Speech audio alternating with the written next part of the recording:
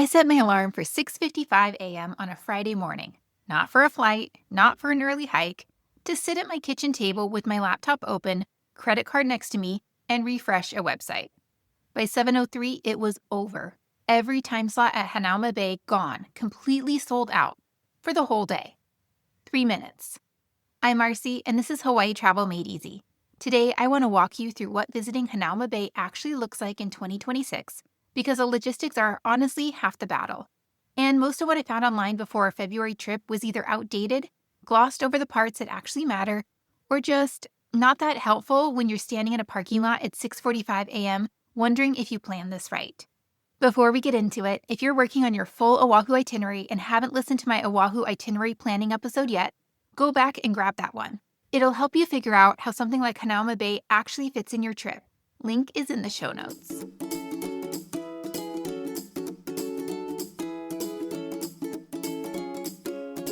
So, why do families keep prioritizing this place even knowing it's going to be a whole thing?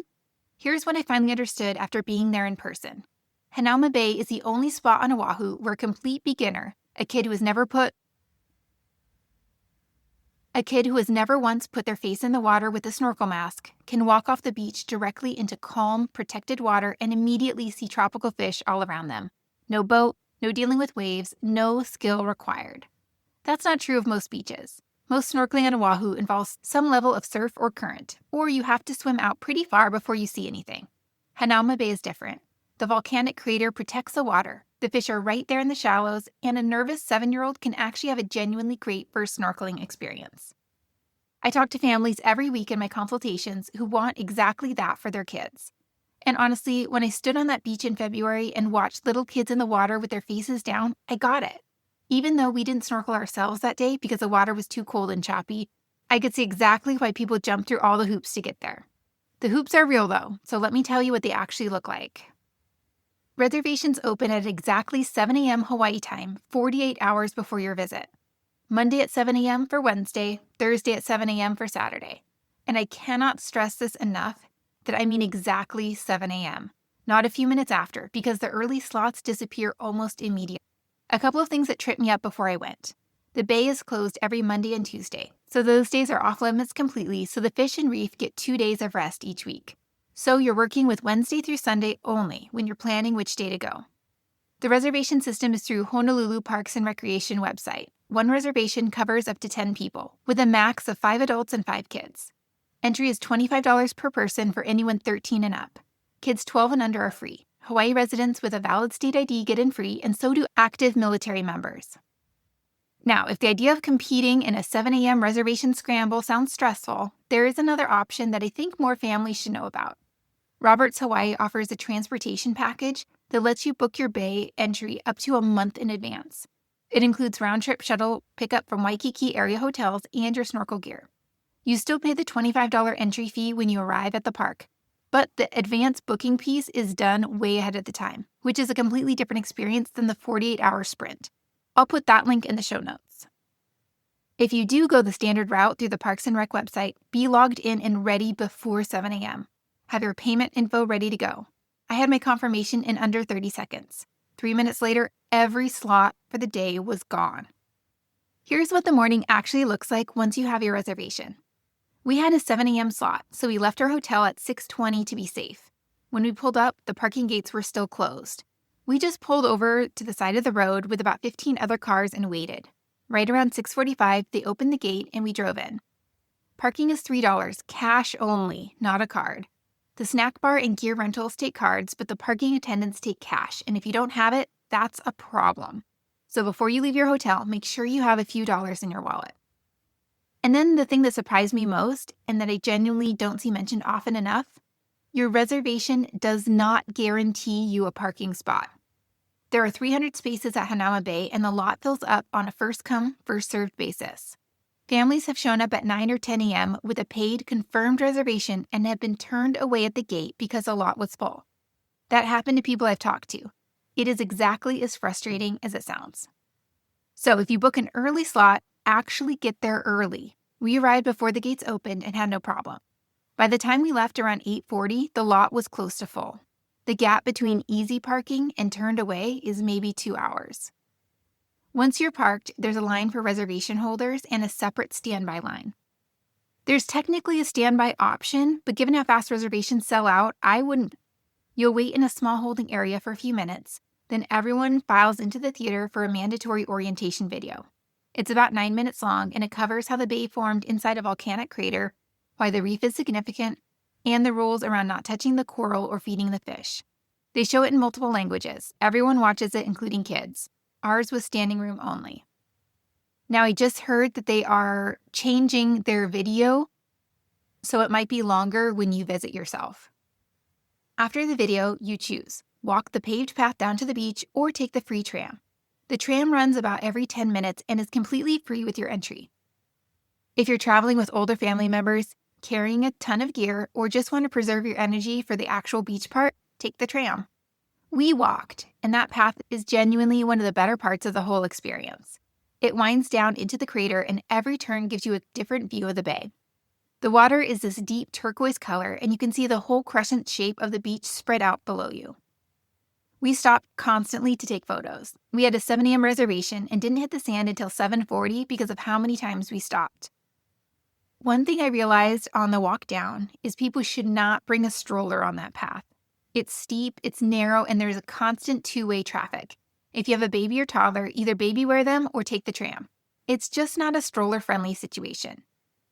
At the bottom, there are bathrooms, changing rooms, and a volunteer information kiosk where people who know a lot about reef and fish will happily answer your questions. The snorkel rental area is down there too. A full set, mask, snorkel, and fins runs $25. If you own gear, bring it. If you're buying gear for this trip anyway, getting a set before you leave home and using it at multiple beaches is smarter than renting every time. We got to the beach around 7:40, and it was pretty spread out at that point. Families were settled in along the sand, some already snorkeling near shore. It was February, a little windy and colder than expected, and most people were staying in the shallower areas rather than going out toward the reef. We weren't there to snorkel, we were there to observe how the whole thing works so I could help families plan better. But watching it all happen, I could see it. The fish are right there. Kids in shallow water, faces down, completely losing their minds over something swimming past them. That beginner experience is real and is genuinely hard to replicate somewhere else on Oahu. The volunteer at the kiosk mentioned that Hawaiian monk seals come through the bay almost every day during spring and summer. We didn't see any in February, but that's a pretty compelling reason to go during warmer months if you have the flexibility. Sundown in that crater is intense even in winter. Reef-safe sunscreen is required, and they enforce it. Regular sunscreen damages the coral, so don't try to sneak in your regular bottle and hope for the best. By 8:30, when we started walking back up, the beach was noticeably more crowded. Early arrival changes the whole thing. We stopped at the snack bar on the way out because I wanted to see it for myself. I took photos of the menu because I knew if I just told you the prices, you might not believe me. Bottled water, $6.25. A soda, $7.25. A hot dog, $12.25. Cheeseburger, $13.25. For a family of 4, that math gets uncomfortable fast. You can bring your own food. Small coolers are allowed. Non-alcoholic drinks, snacks, sandwiches, all fine. We saw a family coming down the path with a full bag of fast food, and they were making excellent life choices. Stop at a grocery store or grab plate lunch before you head over. You will not regret it. The snack bar is card only, which is the opposite of the parking situation. It's also only open from about 8:30 to 2 p.m., and it's up at the entrance level, not down at the beach. So if you're planning to eat after you snorkel, you'll need to walk back up for it. The question I get asked most often about Hanauma Bay: is it worth it? My honest answer: it depends entirely on your family. If you have kids who want to snorkel and you want the gentlest, most beginner-friendly setup on the island, Hanauma Bay probably makes sense for you. The bay is protected. The fish are visible without swimming out to find them. Kids who are scared of the ocean have actually succeeded at snorkeling here. That's worth something. But I tell you to skip it if your kids are too young to snorkel and you're really just looking for a beach day. There are dozens of beaches on Oahu where you just park and play and nobody has to set an alarm for 6:55 a.m. I tell you to skip it if you're visiting in the winter and the water temperature is going to be a deal breaker. February water is cold. We watched people snorkel in it, but we also saw plenty of families standing in the sand in rash guards looking cold and reconsidering. I tell you to skip it if the budget is tight. 2 adults, 2 kids, parking, rental gear for everyone, and food if you don't pack your own. You can easily spend $150 or more for one morning. That's real money on a Hawaii vacation. And I tell you to skip it if sleeping in is sacred to your family on vacation. There is no version of Hanauma Bay that works well if you arrive after 9 a.m. If it doesn't work out for whatever reason, Sharks Cove on the North Shore is fantastic for snorkeling in summer when the water is calm. Electric Beach near Ko'olina draws in fish and sometimes dolphins because of warm water from the power plant nearby. And Turtle Canyon snorkeling tours leave right from Waikiki and include all the gear, which is honestly the easier move if you don't want to deal with driving.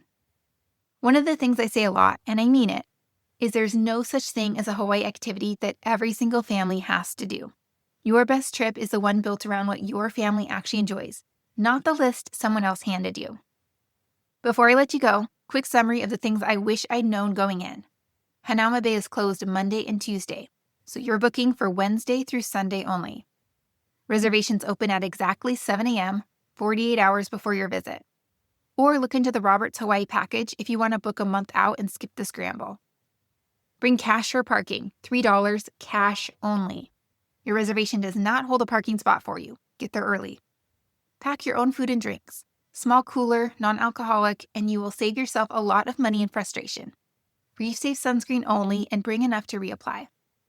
If you want to snorkel but you're not sure about the conditions once you get there, wait until you're down at the beach before you rent gear. No point paying $25 per person for equipment if the water looks wrong that day. If you're trying to figure out whether Hanauma Bay should even be on your Oahu list, or you want help building an itinerary that actually fits your family's travel style and budget, that's where my consultations are for. You can find all the details at hawaiitravelwithkids.com/hawaii-travel-consultant. All the resources I mentioned are on my resources tab at hawaiitravelwithkids.com. Thanks for listening. See you on Wednesday when I do my Maui trip report. Aloha.